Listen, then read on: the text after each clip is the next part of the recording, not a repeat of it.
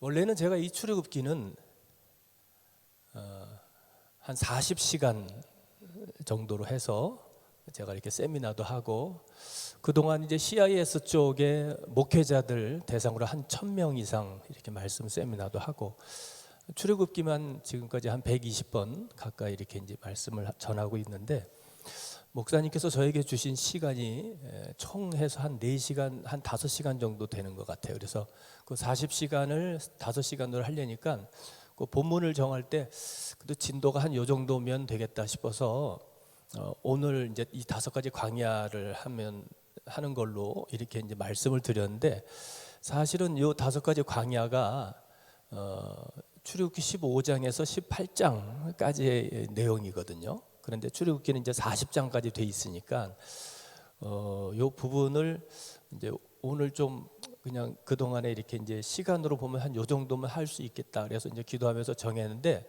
어제 말씀을 전하다가 어제 오신 분들이 이상하게 이분들이 말씀을 잘 들으시는 거예요. 놀랐어요. 그래서 제가 흥분해가지고 오늘 할 거를 어제 다 했어요. 나 이런 분들 처음 봤거든요. 그래서 어제 했던 내용을 아까 이제 목사님 광고를 하셨는데 뭐 이렇게 뭐 녹화한 게 있다고 하니까 그걸 좀 참고하셨으면 좋겠고, 조금 이제 좀 대충 이제 설명을 드리면, 이 5가지 광야라고 하는 것은 지금 15장 이 마라의 쓴물에서부터 16장에 이게 마라의 쓴물, 이제 수르광야에 들어가고 마라의 쓴물, 또 신광야 16장에 들어가면 양식이 떨어지는 거죠. 또 17장인 시내 광야에 들어가면 거기서는 또 이렇게 이제 물이 없어서 또 갈급하고 또 갈증이 나고, 그리고 이제 아말렉이 쳐들어오고, 그 다음에 이제 18장에 가면 그 모세의 그 리더십에 대한 어떤 문제가 생겨서 그것으로 인해서 하나님께서 장인 이드로를 보내셔 가지고 50부장, 100부장, 1000부장 뭐 이런 제도를 이렇게 이제 세우게 되는 거예요. 근데 이런 것들이 왜 중요하냐면, 하나님께서 이스라엘 백성을 광야로 보내신다는 거는, 광야 그 자체가 그냥 말만 들어도 덥잖아요. 짜증나. 막 광야는 하나님께서 의도적으로 보내신 장소였어요. 출애굽기 12장에 41절 이렇게 보면은 뭐라고 써 있냐면, 제가 이제 기억이 안 나는데 한번 찾아볼게요. 41장, 12장 41장 한번 보여주실래요? 화면에 안 나오나요? 그러면 우리 한번 찾아볼까요? 한번 먼저 찾으신 분이 한번 읽어주세요. 시작. 네, 네, 12장 41절.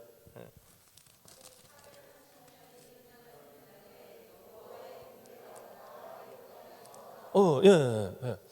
저 430년 끝났는데 이스라엘 백성이 나온 게 아니고 누가 나왔어요?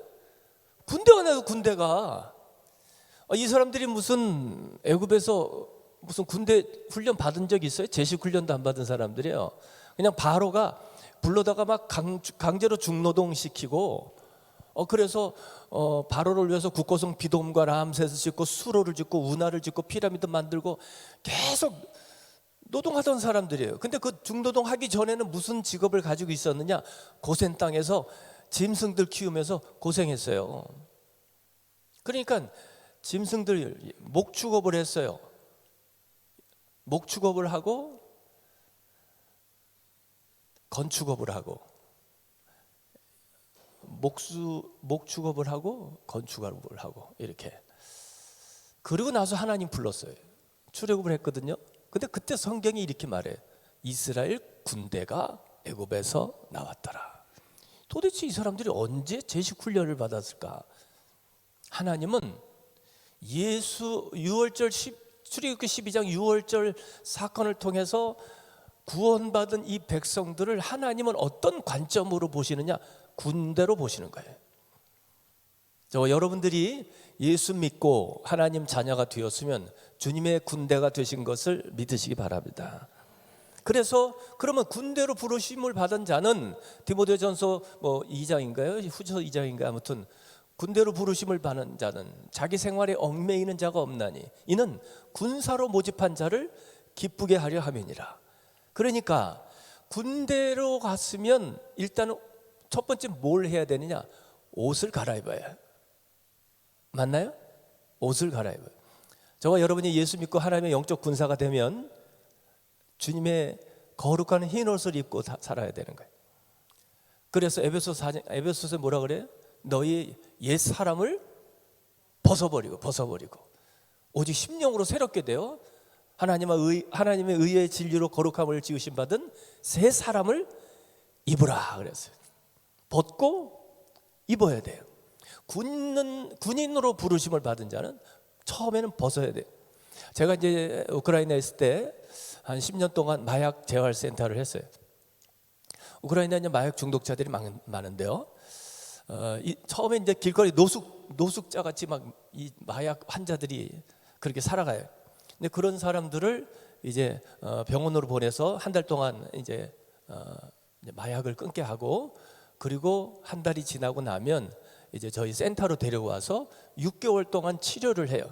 근데 그때 6개월 동안 뭘 하냐면 아침 식사하기 전에 1시간 기도하고, 저녁에도 식사 전에 1시간씩 기도시키고, 하루에 3시간 기도하고, 그리고 성경을 6개월 동안 성경 일독시키고, 그리고 운동시키고 노동시키고, 6개월 동안 아무튼 다른 생각 못하게 열심히 이렇게 이제 막 훈련을 시키고 나면 6개월이 지나고 나면 이렇게 좀 정신이 멀쩡해지거든요. 이제 그런 친구들 처음에 올 때 정말 막 그지 깡갱이 같이 하고 오세요, 이분들이.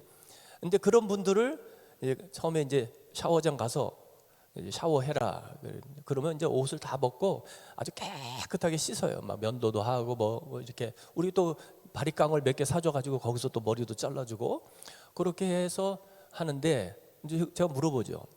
샤워하고 옷 딱 갈아입고 나오면 너 옛날에 입었던 이 옷 또 다시 입을래? 그러면 다들 싫다 그러죠. 누가 그 옷 더러운 거 입겠어요, 그죠? 마찬가지예요.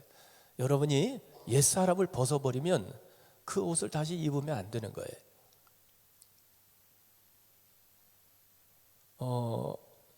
좀 기분 나빠도 아멘 할 때는 좀 해주셨으면 좋겠어요. 다들 저를 이렇게 좀 심각하게 쳐다보시는데, 다시 질문할게요.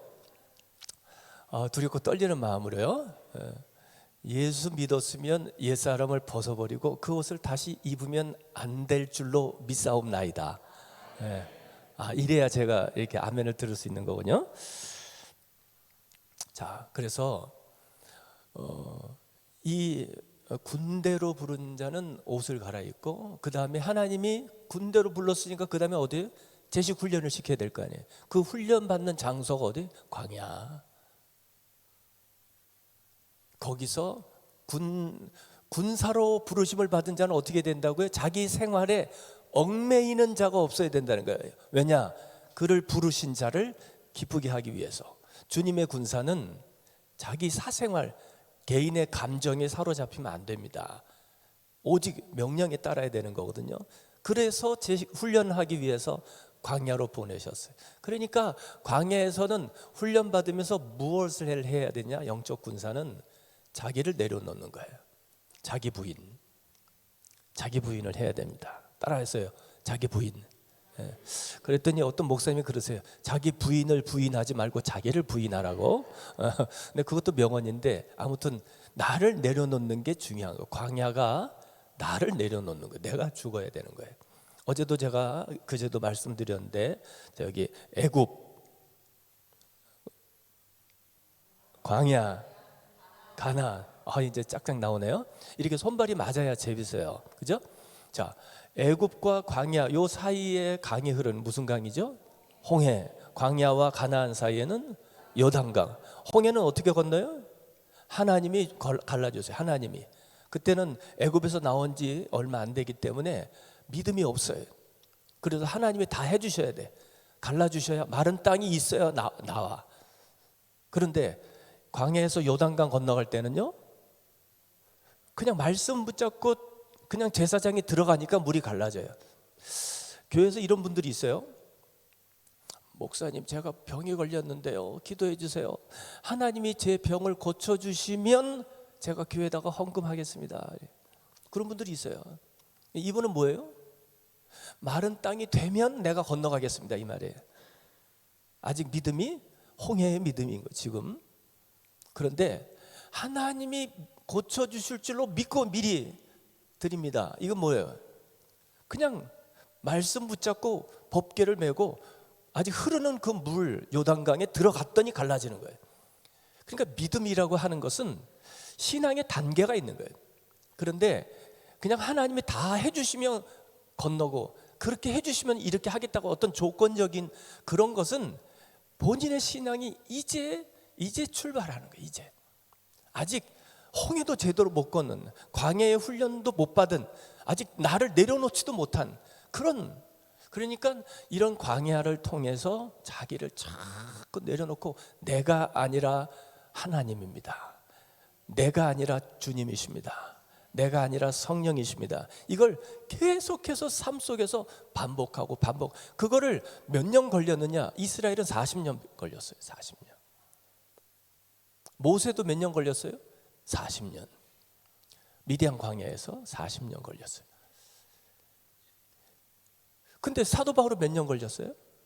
아라비안 광야에서 3년 반. 예수님은 며칠 걸리셨어요? 광야에서 40일. 자아가 강한 사람일수록 광야가 길어집니다.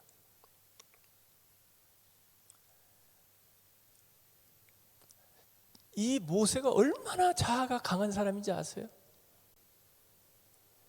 사도행전 7장의 스데반의 설교처럼 애굽의 모든 학문과 학술을 다 배운 사람이, 이 보통 머리를 가진 사람이 아니에요.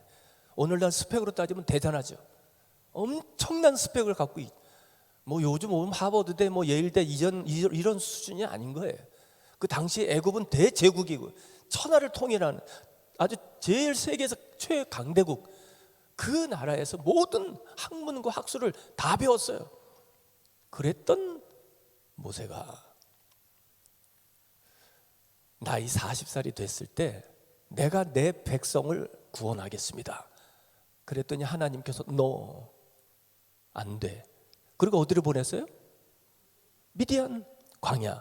거기서 뭐 했을까요? 이 애굽의 모든 학문과 학술을 다 배우신 이 어르신께서 거기서 뭐 배웠어요? 40년 동안? 양치기 했어요. 누구 밑에서요? 처가살이 하면서요. 이야, 그게 왜 필요했을까요? 요즘에 한국의 교회에 부교육자들이 이렇게 이제 시험을 보거나 면접 볼 때 이력서를 내지. 막 미국에서 막 무슨 뭐 시카고 무슨 대, 뭐 무슨 뭐 하버드대, 뭐 영국의 뭐 옥스퍼드대, 막 이력서들이 대단해요. 그런데 그 당시에 모세도 보통 이력이 아니에요. 그 이력을 딱 냈는데 하나님은 노 하신 거예요. 내가 내 백성 구원하겠습니다. 내 백성 이스라엘을 내가 구원하겠습니다. 그 나이 40의 그 뜨거운 피를 가지고 주님 앞에 헌신하겠다고 했는데 하나님이 노 해버렸어요. 이유가 뭔지 아세요? 그것 갖고는 안 된다는 거예요. 하나님의 나라는 세상 스펙 갖고 안 된다는 거예요. 영적인 스펙이 있어야 된다는 거예요. 교회에도 보면 옛날에 그냥 이해하시고 들으세요. 이해하시고요.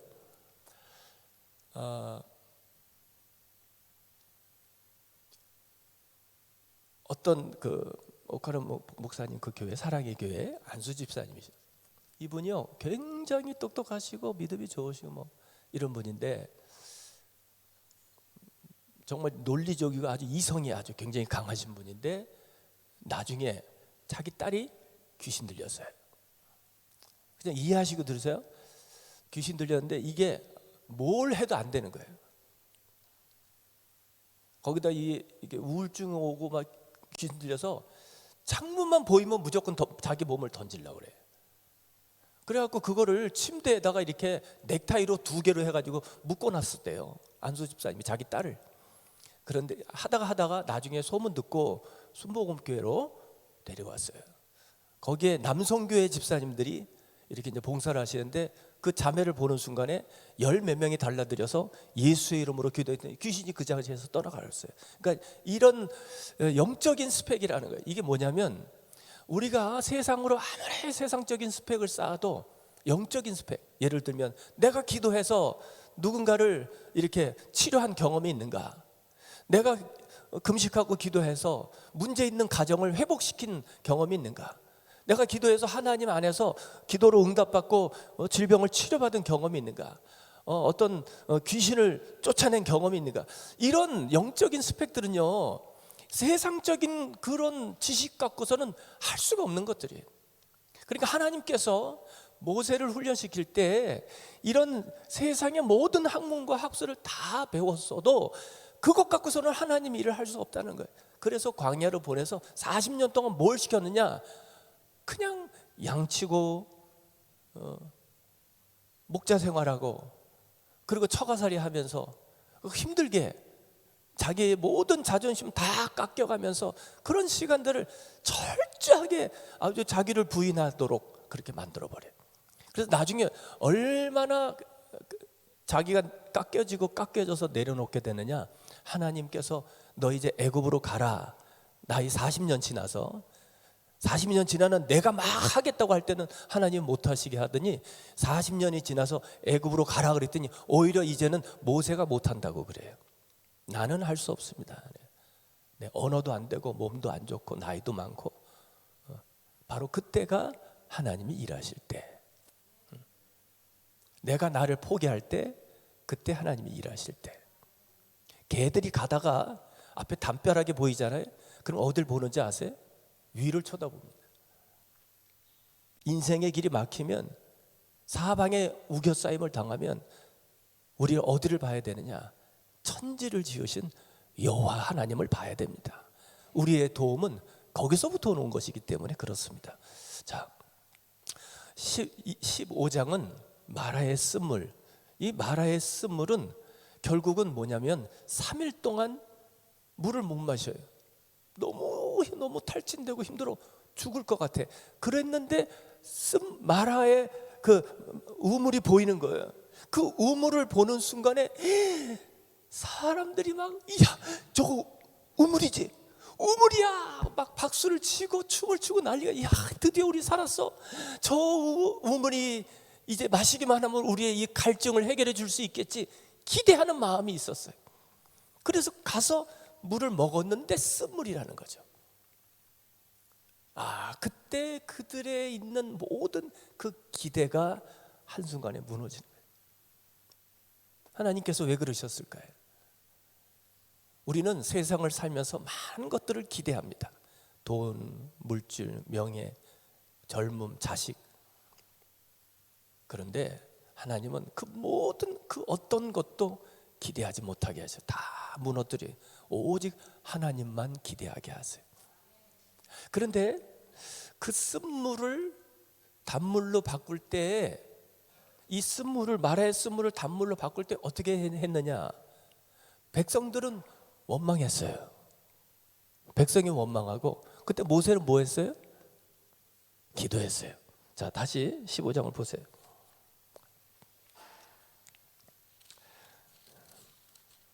22절. 모세가 홍해에서 이스라엘 인도하여 그들이 나와서 수르강에 들어 거기서 사흘길을 물을 얻지 못하고 마라에 이르렀더니 그곳 물이 쏟아서 마시지 못하였더니 마라라 하였더라. 백성이 24절에 모세에게 뭐 했어요?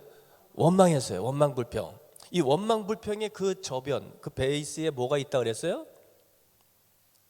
너 잘못됐다, 내가 잘났어, 이 말이에요. 그래서 원망하는 거예요. 내가 볼 때 너는 틀렸어. 그렇게 하면 안 돼. 이건 잘못된 거야. 내가 볼 때는. 자기 기준이 자기거든요, 원망은. 그러니까 그게 뭐냐면 너 잘못됐다는 거예요. 그러니까 모세를 원망하고 나중에 하나님을 원망을, 하나님 지금 당신 잘못하시는 거예요, 이렇게 말하는, 이 생각에 깔려 있는 거예요. 이게 교만이에요. 그래서 원망불평하는 모든 사람들을 민수기에 너의 말대로 하나님을 갚아서 광야에서 다 죽여버리는 거예요. 그러니까 여호수아 갈렙, 그 세대의 사람들이 여호수아 갈렙 두 사람을 빼고 나머지는 다 광야에서 죽어요. 이 말이 뭐예요? 자, 60만 3,550명, 노인, 어린이, 여인들 모든 숫자를 다 보면 200만이 넘어요. 그 200만이라고 치십시다. 그 200만 중에 2명, 199만 9,998명 광야에서 다 죽어요. 뭐예요? 분명히 하나님은 약속의 땅 가나안으로 데려가셨다고 했는데 광야에서 가나안 가보지도 못하고 광야에서 다 죽었어요. 그만큼 나를 내려놓는다는 게 너무 힘든 거예요. 여러분 평생 예수 믿고 광야에서만 살다가 죽으시렵니까? 가나안을 누리기를 축복합니다. 어떻게 누려요? 가나안을 어떻게 들어갈 수 있다고요? 요단강을 건너야 되는데 요단강이 무슨 강이에요? 내가 죽지 않고서는 건널 수 없는 강이에요. 내가 죽어야 건널 수 있는 강. 그러므로 사도 바울은 뭐라 그래요? 나는 날마다 죽는다. 날마다. 이 말은 뭐예요? 날마다 가나안을 누리고 살겠다는 거예요.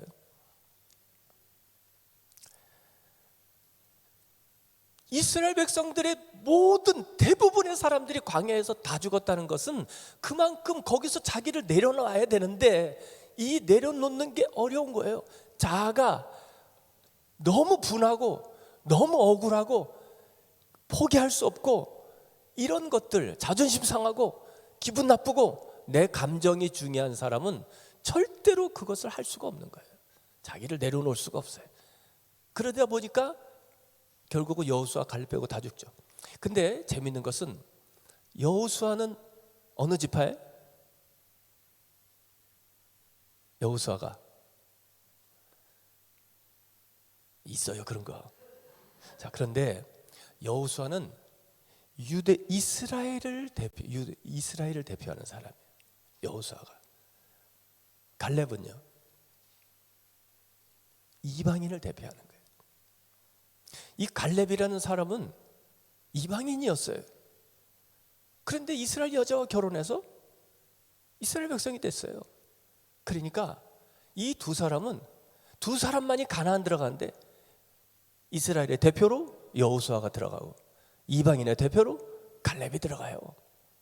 좀 상징적이에요. 이건 뭐 이것까지 얘기하려면 시간이 많고 아무튼 그래서 이렇게 광야라고 하는 것은 자기를 내려놓지 않고서는 훈련이 끝나지가 않아요. 계속. 그러니까 이제 신앙생활 하다가 어려운 일이 와. 문제가 생겨. 아파. 사건이 생겼어. 그러면 뭘 해야 되느냐? 기도해야 돼요? 원망해야 돼요? 기도해야 되죠. 그때 만약에 원망하면 어떻게 돼요? 광야가 그러면 어디 있어요? 앞에 나와요. 앞에. 광야가 앞에 있어야 돼요? 뒤에 와야 돼요? 뒤에 와요. 내가 광야를 지나온 사람이 돼야 되는 거예요. 그런데 24절에 백성이 모세에게 원망할 때 모세는 뭐 했어요? 25절에 여호와께 부르짖었어요. 백성은 원망하고 모세는 기도하고, 백성은 원망하고 지도자는 기도하고, 성도는 원망하고 지도자는 기도하고, 믿음 없는 사람은 원망하고 믿음 있는 사람은 기도하고. 여러분 가정에서 문제 생기면 가족들은 원망하고 여러분은 같이 원망하고 뭐예요? 기도하고. 4명만 얘기하네. 다시 한번. 가정 안에 문제가 생길 때 가족들은 원망하고 여러분은 기도하고. 그러면 모세 이 한 사람의 기도가 백성을 살려버려요. 가정 안에 한 사람이라도 기도하는 사람이 있으면, 목사님 계속 말씀하시잖아요. 계속 기도해. 기도의 사명 가지고 살자는. 왜 기도해야 돼요? 이게 무슨 신앙이 예수 믿으니까 그냥 해야 되는 것이 아니고, 기도를 하면 더 좋은 거 주세요. 더 좋은 거. 마태복음 7장에 구하라, 찾으라, 두드리라. 왜 그럴까요? 제가 질문할게요. 솔직하게 말하면 여러분 지금까지 신앙생활 해오시는 중에 내가 작정기도하고 내가 금식하고 내가 하나님 앞에 새벽기도 철야기도 해서 응답받은 거 있어요 없어요? 있지요. 몇 개 있어요. 그것 갖고 살면 얼마나 살 수 있을까요? 솔직히 내가 구하지도 않았는데 지금 누리고 있는 게 더 많아요? 아니면 내가 구해서 응답받아서 누리는 게 더 많아요?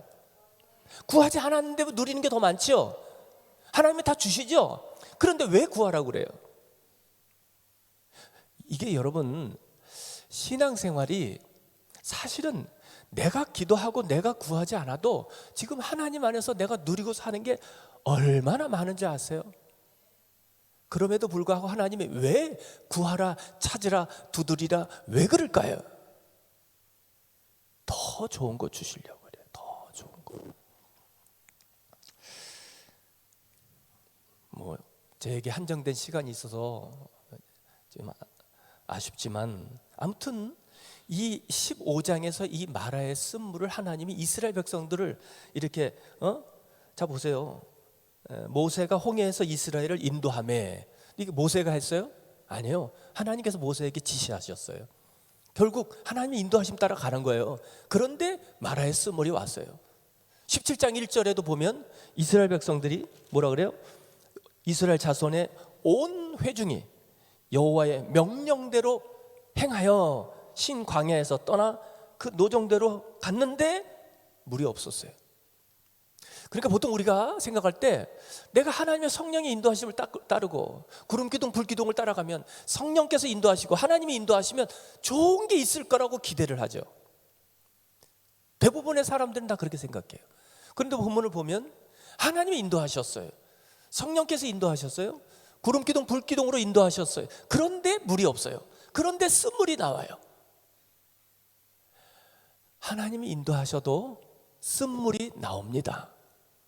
하나님이 인도하셔도 물이 없습니다. 저는 그게 이해가 안 됐어요.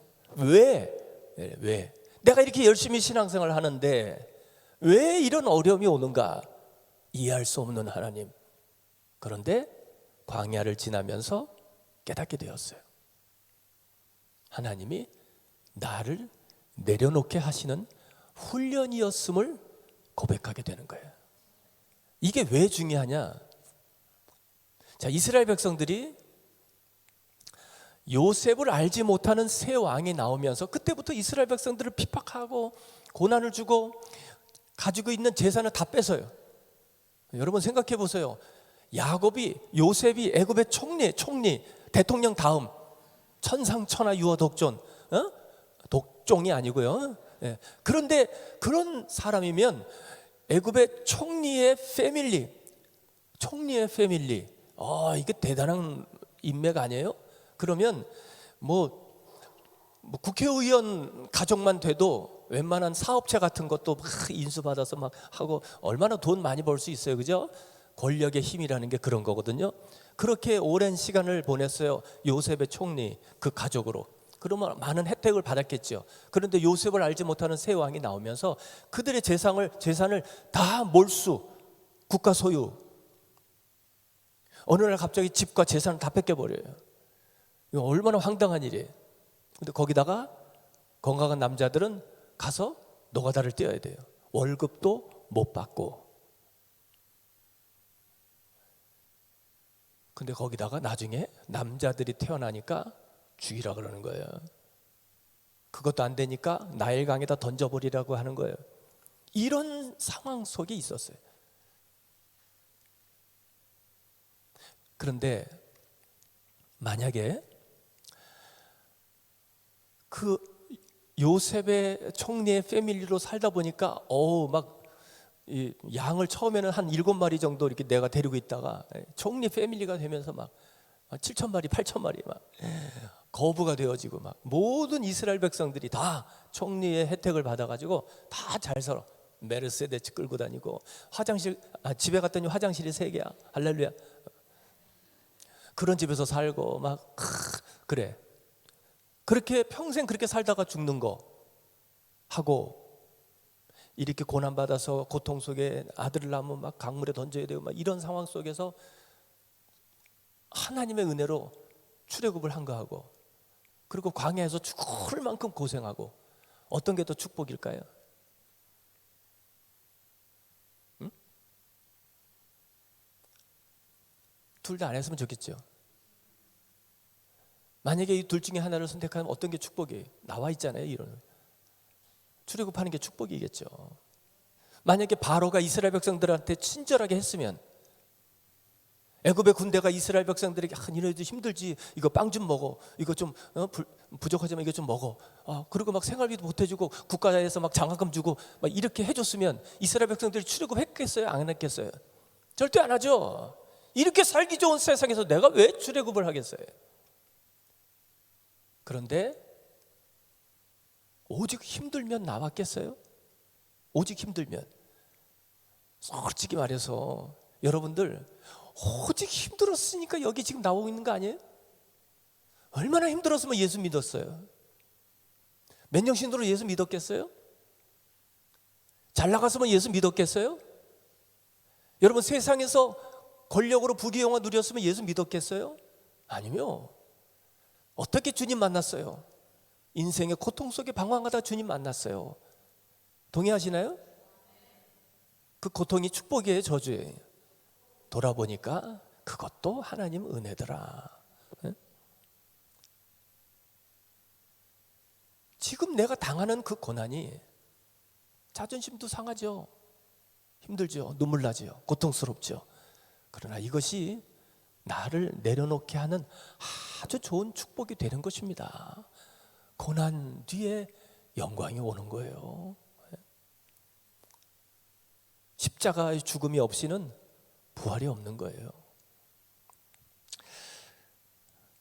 그래서 이런 광야를 하나님이 계속 걷게 하셔요. 16장에 가면 양식이 떨어지게, 돈 다 떨어지게, 경제적인 문제, 먹을 게 없어요. 이게 사람이 비참해지는 거죠. 진짜 치사해지거든요. 그럴 때 정말 사람이 아주 그냥 몰골이 아주 희한하게 돼요. 그런데 하나님이 그런 걸 경험하게 하신다 이 말이죠. 그런 경험을 왜 주시느냐? 사람은 떡으로 사는 게 아니라 하나님의 입에서 나오는 말씀으로 사는 걸 가르쳐 주시려고 그러는 거예요. 경제라고 하는 건 삶의 근본이 근본이 흔들리는 거예요. 근본이 흔들린다는 게 뭐예요? 내가 잘못된 근본을 가지고 있다는 거예요. 하나님을 근본 삼아야지. 물질을 근본 삼으면, 물질이 떨어지면 근본이 흔들려요. 내 건강을 근본 삼으면, 내 주먹을 믿어 나는 젊고 나는 건강해, 자신을 근본으로 삼으면 자신에게 문제가 올 때는 근본이 흔들리는 거예요. 명예를 근본 삼으면, 내가 부귀영화 권세, 그러면 그 근본이 흔들릴 때 나도 흔들리는 거예요. 그러나 하나님은 요동치 않습니다. 어제나 오늘이나 영원토록 동일하세요. 그분만이 절대 흔들리지 않는 우리의 반석이 되신다 이 말이죠. 17장에 가면 물이 없어요. 인생이 드라이함을 느껴요. 요즘에는 한국도 일본도 젊은 사람들이 막 자살을 해요. 삶이 드라이해지고 인생이 싫어요. 사람도 싫고요, 만나는 것도 싫고요, 먹는 것도 싫고요, 어디 쇼핑하는 것도 다 재미없어요. 옛날에 그렇게 재미있던 것들이 아무 재미도 없고 아무것도 하고 싶지도 않고 다 싫고 죽고 싶어요. 인생이 드라이하지. 근데 그때 하나님께서 모세를 통해서 반석을 쳐서 생수가 터져 나오게 하니까, 이게 사람이 말이죠, 환경이 변하는 게 아니에요. 마음이 변하는 거예요. 그러니까 모든 게 달라지는 거예요. 사람이 사랑스러워 보이고 그냥 막 이뻐 보이고 있는 게 좋아. 그냥 그게 자체가 감사한 거죠. 그리고 17장 후반에 아말렉, 사람 원수, 정말 사람 때문에 시달리는 게 너무 고통스럽습니다. 근데 그 사람 때문에 시달릴 때 아말렉이 이스라엘 백성들이 약속의 땅으로 가는 길을 계속 회방할 때, 그 전쟁통에 모세가 뭐 했어요?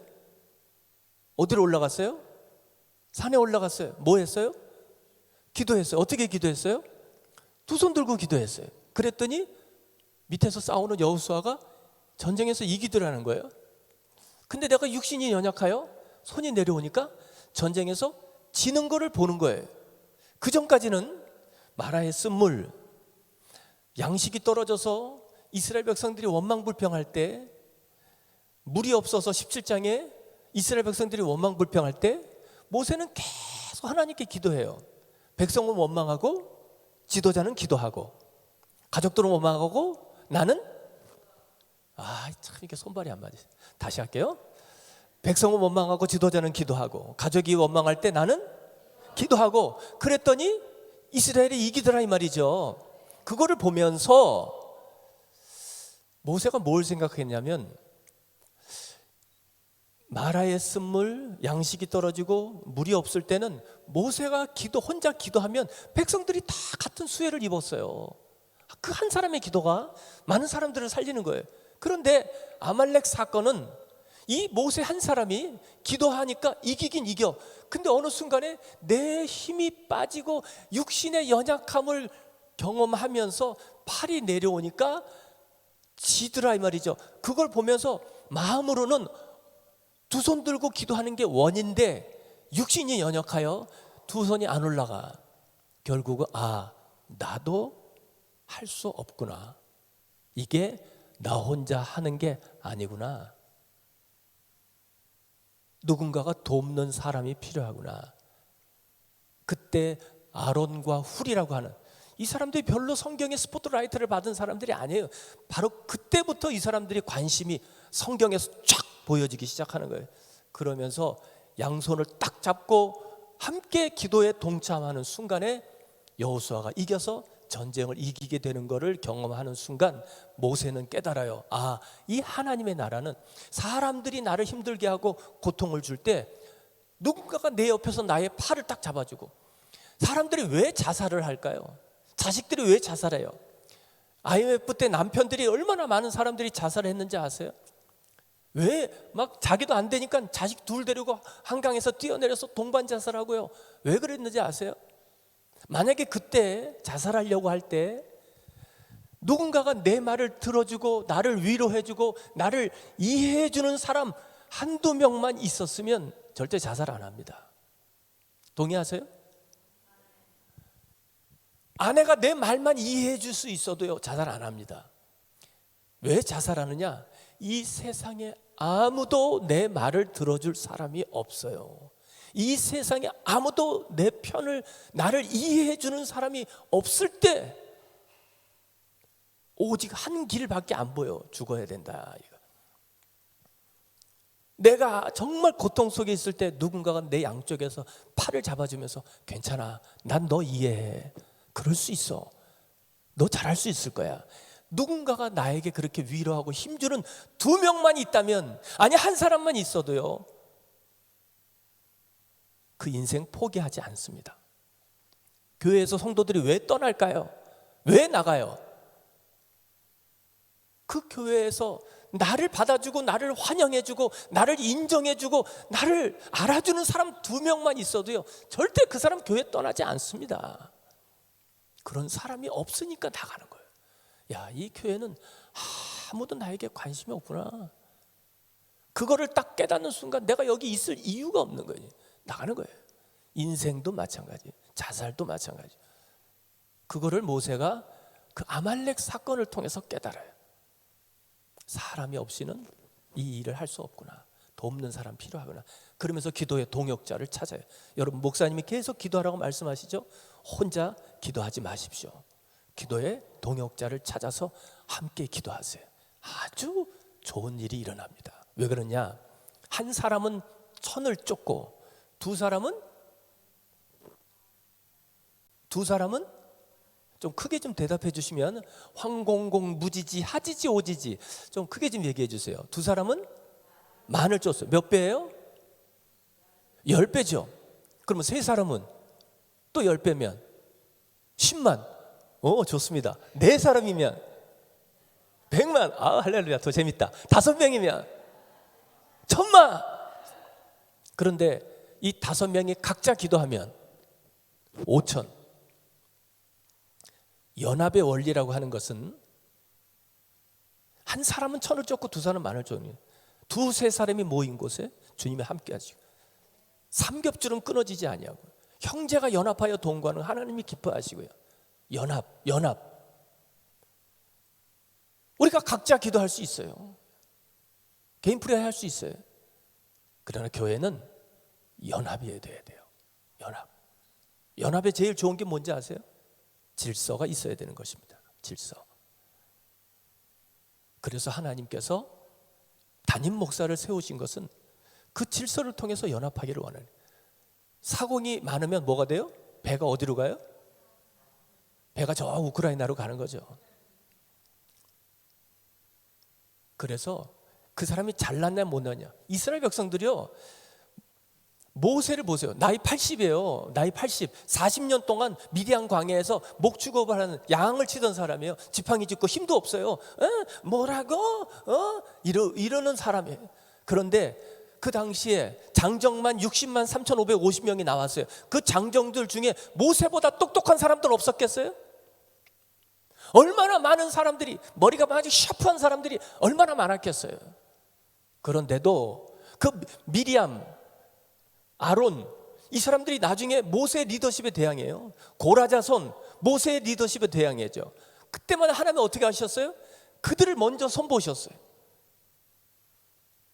민수기에도 보면 이 고라자손이 당을 지어서 모세를, 모세 네가 레위 지파, 하나님이 너와 함께 하셔. 우리 레위 지파, 하나님이 우리와도 함께 하셔. 응? 그런데 왜 너만 잘난 척해? 그리고 막 당을 지어서 데모를 할 때 하나님께서요, 민수기에 보면요, 하나님께서 이스라엘 백성들을 심판하실 때 그렇게 무섭게 심판하는 장면이 성경에 몇 군데 없어요. 성경에 거의 없어요. 하나님께서 그렇게 분노하시고 그렇게 무섭게 심판하시는 게 없었어요. 처음에는 그 고라의 그 사람들을 땅을 갈라서 다 땅속에 빠져들게 해서 생매장을 시켜버려요. 그런데 그것도 분이 안 풀리시니까 하나님께서 불을 내려서 그 고라의 자손과 같이 공조했던 사람들 250명을 다 죽여버려요. 불을 태워서. 그리고 그것도 그렇게 했는데도 하나님 분이 안 풀리니까 연병을 내려서 14,700명인가 14만 7천 명인지 아무튼 연병으로 다 죽여버려요. 이렇게 생매장 시켰는데도 분이 안 풀리니까 불을 내려서 다 태워 죽이고, 그것도 분이 안 풀려서 연병을 통해서 죽여버려요. 하나님이 1차, 2차, 3차 이렇게 이 삼중적인 이런 심판을 하신 게 성경에 별로 없습니다. 소돔과 고모라가 그렇게 범죄했어도 하나님이 그렇게까지는 심판 안 했어요. 뭘 얘기하는 거예요? 하나님의 권위에 도전하지 말라는 거예요. 니네들이 왜 욕해? 내가 세웠어. 내가 세운 사람을 욕한다는 건 나를 욕하는 거죠. 하나님은 그걸 용납을 안 하시는. 그거는 모세가 잘했느냐 못했느냐 그게 문제가 아니에요. 나중에 모세가 범죄하냐, 반석을 한 번 치라 그랬는데 두 번 치니까 하나님이 너도 카트, 그리고 광야에서 죽여버려요. 너 광야 못 들어가. 분명히 하나님이 출애굽기 3장 7절 8절에 내가 너를 통해서 이스라엘 백성들을 약속의 땅으로 데려가려 하노라 말씀하셨는데 모세도 범죄하니까 하나님이 징계하시는 거예요. 그러나 그 모세에 대한 불만 불평을 가지고 이스라엘 백성들이 원망할 때 하나님이 그들을 다 징계해버렸어요. 이거는 모세를 두둔하기 위해서 하는 게 아니고 하나님의 권위를 위해서 하시는 거예요. 우리가 이런 영적인 질서를 알아야 되는 거죠. 그래서 이 광야 이런 5가지가요, 기대가 무너지고 철저하게 내 모든 기대를 다 무너뜨려 버려요. 기대가 무너지고, 두 번째는 양식이 떨어지고 경제 문제가 오고, 세 번째는 인생이 드라해지고 사는 게 싫어. 네 번째는 사람 때문에 힘들어 고통당해요. 다섯 번째는 지도자의 목사님에 대해서, 셀리더에 대해서, 교회 학교 선생님에 대해서, 아니면 부모에 대해서, 학교 선생님에 대해서 이런 지도자에 대한 원망 불평 이런 것들이 막 생겨요. 근데 이게 순서대로 오는 게 아닙니다. 광야는 이 5가지를 어쩔 때는 4가지가 한 번에 올 수도 있어요. 어쩔 때는 2가지가 와요. 어쩔 때는 첫 번째, 네 번째가 올 수도 있고. 순서 없이 오지만 하나님은 그 광야에서 이 5가지를 통해서 나를 훈련하셔서 결국에는 뭐라고요? 나를 내려놓게 하셔요. 내려놓게 하시고 내가 죽으면 하나님이 나를 어디로 데리고 가세요? 약속하신 땅 요단강을 건너서 가나안으로 데려가시는 것입니다. 그런데 재미있는 것은 이거 15장에 보면 백성이 24절에 원망했어요. 근데 원망했는데 그때 모세가 기도했거든요. 25절에 그랬더니 하나님께서 한 나무를 가리키시니, 한 나무. 그 나무가 뭐냐? 워런 위어스비라고 하는 신학자가 이것을 십자가로 이렇게 해석을 하셨어요. 그 예수님의 십자가는 우리의 인생의 쓴물을 단물로 바꾸는 능력이 있습니다. 동의하시나요? 이럴 때는 좀 크게 좀 아멘 좀 해주세요. 아 진짜 짜네. 나 집에 갈 거야. 여기까지만 할까요? 아 진짜 두 번 아멘 해주세요. 근데 두 번 아멘은 어떻게 하냐면 처음에 아를 좀 길게 해줘요. 아멘 아멘. 우리는 이제 그렇게 합니다. 자, 그래서 십자가는 우리의 인생의 쓴물을 단물로 바꾸는 능력이 있습니다.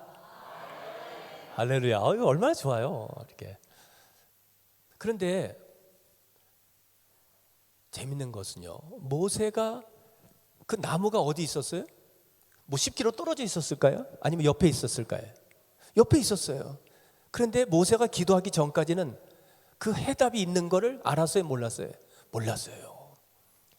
따라서 크게 해답은 내 옆에 있다. 근데 그게 언제 보여요? 기도할 때 보인다니까. 이게 비밀이에요. 기도하기 전에는 생각과 영안이 가려서 안 보여. 몰라. 근데 기도하면 주께서 눈을 열어주시고 사람을 통해서, 관계를 통해서 깨닫게 해주세요. 할렐루야. 그러고 나서 그들이 27절 보니까 엘림에 이르러 보니까 거기에 물샘 12이 있고 종려나무 70그루 있고 막 오아시스가 있었어요. 제가 질문할게요. 근데 이 마라에서 이게 이제 그 성서 지리 여러분 뭐 한번 찾아보시면 알겠지만 마라에서 이 엘림까지가 10km가 안 된대. 예? 10km가 안 돼요. 그런데 만약에 그 마라에 있을 때 그 엘림이 이렇게 보면 눈에 보였을까요? 안 보였을까요? 안 보였어요. 보였으면 원망했겠어요? 쓴물이네. 아씨. 그런데 야, 저기 뭐 있잖아. 우리 저쪽으로 한번 가보자. 그럼 가는 거지. 근데 그게 안 보였어요. 안 보이니까 원망하는 거야.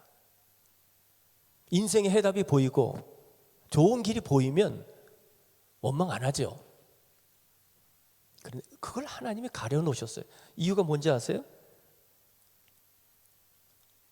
25절 우리 같이 한번 읽어요. 시작. 모세가 여호와께 부르짖었더니 여호와께서 그에게 한 나무를 가리키시니 그가 물에 던지니 물이 달게 되었더라. 거기서 여호와께서 그들을 위하여 법도와 율례를 정하시고 그리고 그들을 시험하시세요. 시험. 이게 뭐예요? 시험. 템테이션이 아니고요. 테스트하는 거 알죠? 광야는 우리를 시험하는 것이에요. 하나님을 믿어? 그럼 너를 내려놔. 내가 줄게. 뱀 꼬리 잡아. 내가 살려줄게. 내 믿음을 시험하시는 것이에요.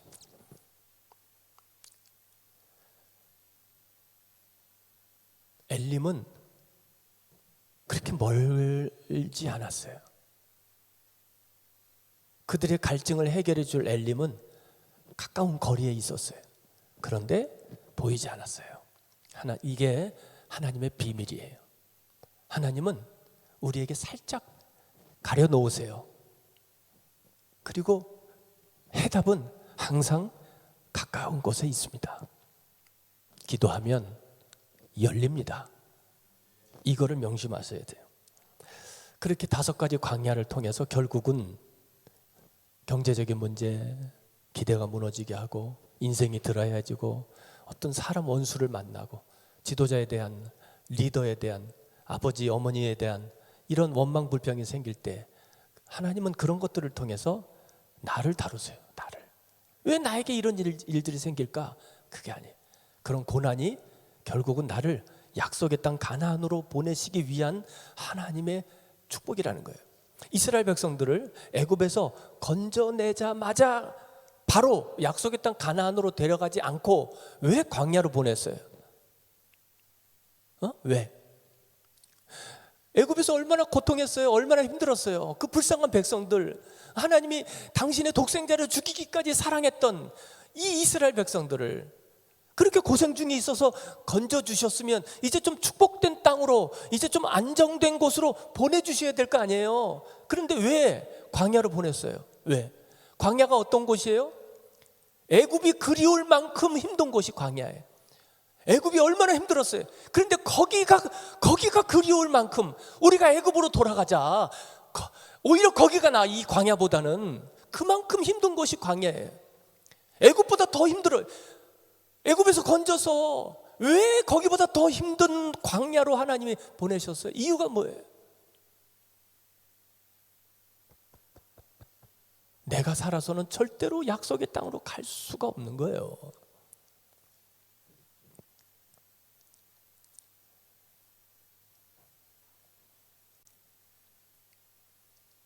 우리 사랑하는 성도 여러분, 이스라엘 백성들이 애굽에 있을 때 거기서 유월절을 경험하고 구원을 받습니다. 그러면 즉시로 하나님은 말씀하세요. 유월절 어린 양의 고기를 빨리 먹어. 빨리. 나그네 옷을 입고 지팡이를 잡고 빨리 먹고 얼른 나가. 주저하지 말고. 여러분, 예수 믿으면 과거에 예수 믿기 이전의 모든 삶에서 떠나셔야 되는 겁니다. 빨리 떠나시길 바랍니다. 과거의 옛 습관, 예수 믿기 전에 행했던 모든 삶의 습관에서 빨리 떠나시길 바랍니다. 이게 축복이에요. 그걸 떠나지 않고 계속 애굽에 살면 신앙생활이 안 됩니다. 바로가 그들을 가만 놔두질 않아요. 바로도 그들의 왕이 되고 하나님도 그들의 왕이 되니 한 사람이 두 주인을 섬기고 살아요. 양신이 역사하는 거예요. 그러면 신앙생활 하면서도요, 얼마나 가식적이 되는지 아세요? 교회 올 때는 천사 같고, 집에 가면 안천사 같고, 바깥에 나가면 더 안천사 같고, 혼자 있을 때는 완전 안천사 같고, 그렇게 되는 거예요. 그런 삶을 살면 인생에 계속 광야 속에서 내가 죽어야 가나안을 가는데 이게 안 되니까, 내가 죽지를 않으니까 계속 광야. 평생을 광야에서 살다가 이스라엘 백성들처럼 그냥 광야에서 죽는 거예요. 애굽에서 나와서 좀 약속의 땅, 축복의 땅으로 가야 되잖아요. 그런데 이 사람들은 광야에서 살다가 40년을 뺑뺑이 돌다가 다 죽었다니까, 거기서. 그런 인생이 되면 안 된다는데, 왜냐하면 대부분의 인생이 그렇게 살다 가기 때문에. 여호수아 갈렙 빼고는 다 광야에서 죽어요. 다. 그런데 고린도전서에 그게 뭐라 그래요? 그것이 오늘 우리에게 거울이 되어 너희는 그렇게 하지 말아라. 여러분, 이것이 여러분에게 거울이 되어야 됩니다. 이런 걸 보면서 나는 이렇게 하지 말아야 되겠구나, 나는 이렇게 살아야 되겠구나, 그런 것들을 여러분들이 깨달아야 된다는 거예요. 그래서 이 2023년 이 가나안을 뭐라 그랬어요? 영적인 것이기 때문에 내가 100이라고 한다면 내가 10% 죽으면 나는 10%의 가나안을 이 땅에서 누리고 살 수 있다는 거죠. 여러분이 죽는 만큼 나는 그만큼의 가나안을 건너서 살아가는 거예요. 이게 영이기 때문에. 영이라고 하는 건 시간, 공간의 제한을 받지 않습니다. 그래서 내가 죽는 만큼 가나안을 누려요. 그래서 2023년 여러분이 누리는 그 가나안이 더욱 커지기를 축복합니다. 기도하겠습니다. 살아계신 아버지 하나님, 주님의 그 크신 은총과 그 사랑을 감사드립니다. 이 광야를 통해서 하나님이 나를 다루시고 나를 내려놓게 하시고, 이제는 내가 사는 것이 아니요 오직 내 안에 그리스도께서 사시는 삶이 출발되어지게 하여 주옵소서. 내가 죽어야 우리 가정이 삽니다. 내가 죽어야 우리 교회가 삽니다. 내가 죽어야 이 민족이 삽니다. 내가 죽어야 내가 삽니다. 주여, 내 뜻대로 마옵시고 아버지의 뜻대로 살게 하여 주옵소서. 예수님 이름으로 축복하고 기도드리옵나이다. 아멘.